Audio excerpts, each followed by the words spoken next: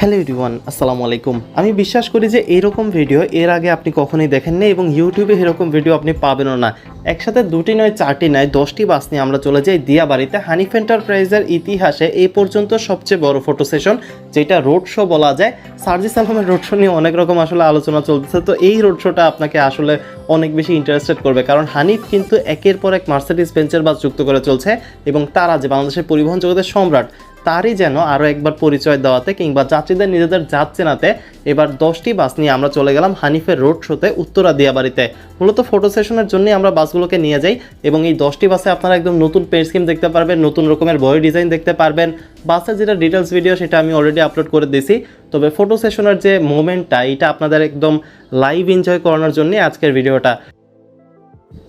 যেহেতু রোজার দিন, তো রোজার মধ্যে আসলে এই গরমের ভিতর ভিডিও করাটা আসলে অনেক প্যারাদায়ক হয়ে যাচ্ছিল, তবে এইরকম মুহূর্ত দেখে আসলে একজন বাস লাভারের মনে সব কিছু যেন ভুলে যাওয়ার মতো মুহূর্ত। একসাথে 10টি বাস নিয়ে আমরা চলে যাই উত্তরা দিয়াবাড়িতে, যেখানে বাসগুলোকে এরকম সারিবদ্ধভাবে সিরিয়ালি আমরা রাখা হয় ফটো সেশনের জন্য, ভিডিওর জন্য। 10টি বাসে আপনারা সেম পেন্ট দেখতে পারবেন। মূল কথা হচ্ছে বাসগুলো দিয়ে হানিফ এন্টারপ্রাইজ এটাই হাইলাইট করতে চাচ্ছে যে 2025 সালটা হবে হানিফ এন্টারপ্রাইজের অন্যতম একটা সেরা বছর।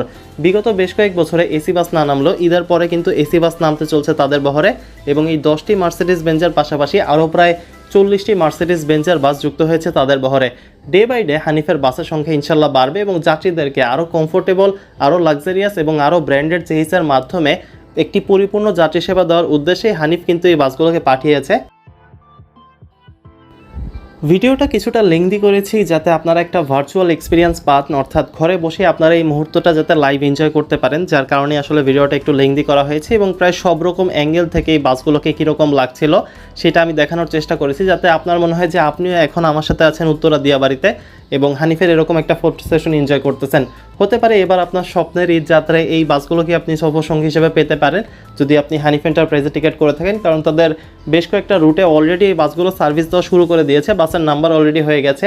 আরও বেশ কয়েকটা বাস হানিফ এন্টারপ্রাইজের নিজস্ব ওয়ার্কশপ অভি মোটরসে তৈরি করা হচ্ছে, আশা করা যাচ্ছে ঈদের আগেই বাসগুলো নেমে যাবে।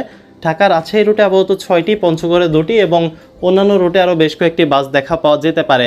এছাড়াও যেহেতু বাসের সংখ্যা বেশি, তাই আশা করা যাচ্ছে দেশের বেশ কয়েকটা অঞ্চলে মার্সিডিজ বেঞ্জের এই বাসগুলো আপনারা দেখতে পারবেন। অন্যান্য জাপানি বাসের চেয়ে মার্সিডিজ বেঞ্জের এই বাসগুলো লম্বার দিক থেকে একটু বড়। আপনারা অন্যান্য যেরকম হিনো বলেন বা ফুসো বলেন বা ইসুজু বলেন, আশোক লেল্যান্ড, আইশার এক্সেট্রা যেগুলো ইন্ডিয়ান ব্র্যান্ড আছে, সবগুলো নন এসি মডেলের বাসই 11 মিটারের হয়, তবে মার্সিডিজ বেঞ্জের মডেলের এই বাসের চেসটা 12 মিটারের, যার কারণে নন এসি বাস হলো এইখানে আপনারা পর্যাপ্ত পরিমাণ স্পেস দেখতে পারবেন। আরেকটা যেটা বিষয় সেটা হচ্ছে ব্রেকিং সিস্টেমটা, এইটারটা অনেক আপডেটেড। বৃষ্টির দিনে যেখানে অন্যান্য চেসগুলোর আসলে পারফরমেন্সটা অনেকটাই ল্যাক করে, সেখানে মার্সিডিজ বেঞ্জ একটা ডিফারেন্ট কাইন্ড অফ স্কেল। বৃষ্টির দিনে বাসের পারফরমেন্স অনেক ভালো থাকে, বাসের যেটা রিসেল ভ্যালু সেটা অবভিয়াসলি ভালো হবে। পাশাপাশি এই বাসগুলো যখন একটা কোম্পানি তাদের নিজেদের বহরে যুক্ত করে, তারা কিন্তু তাদের কাউন্টারে কিংবা তাদের ব্যানারে খুব গর্বের সাথে লিখতে পারে যে মার্সিডিজ বেঞ্জের বাস আমাদের বহরে আছে, তো এটা একটা আলাদা ব্র্যান্ড ভ্যালু ক্যারি করে, যার কারণে মার্সিডিজ বেঞ্জের বাসের সংখ্যা এই বছরে বেড়েই চলছে।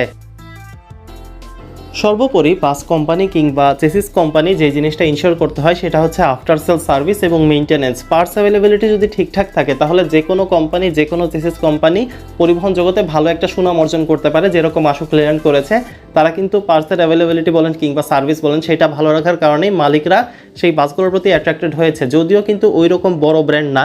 তবে মার্সিডিজ বেঞ্জ যেভাবে আসলে তাদের যাত্রা শুরু করেছে, যেভাবে তারা তাদের সার্ভিস মেইনটেনেন্স করতেছে, যেভাবে তারা পার্টসের অ্যাভেলেবিলিটি ঠিকঠাক রেখেছে, আমি মনে করি যে 2025 সালে বাংলাদেশে 250 থেকে 500টির মতো মার্সিডিজ বেঞ্জ বাসের সংখ্যা আসলে দেখা পাওয়া যেতে পারে। বিভিন্ন কোম্পানির বহরে কিন্তু অলরেডি এসি বাস বলেন, নন এসি বাস বলেন যুক্ত হয়ে গেছে। হানিফের বহরে এখন যে আপনারা বাসটাকে দেখতেছেন এগুলো সবই হচ্ছে প্যারাবোলিক সাসপেনশনের বাস, যেটা স্পেশালি নন এসি বাসের জন্য এই চেসিসটা মডেল করা হয়। 59 লাখ টাকা প্রাইস পরে এই চেসিসটার, যেখানে এয়ারব্যাগ থাকে না, প্যারাবোলিক সাসপেনশন থাকে, এবং যেটা এয়ারব্যাগের ভেরিয়েশন সেটার প্রাইস পরে 69 লাখ টাকার মতো। সাধারণত এসি বাসগুলোর জন্য এয়ারব্যাগের বাসটা অ্যাপ্লাই করা হয় এবং নন এসির জন্য প্যারাবোলিক সাসপেনশনের এই চেসিসটার ব্যবহার করা হয়।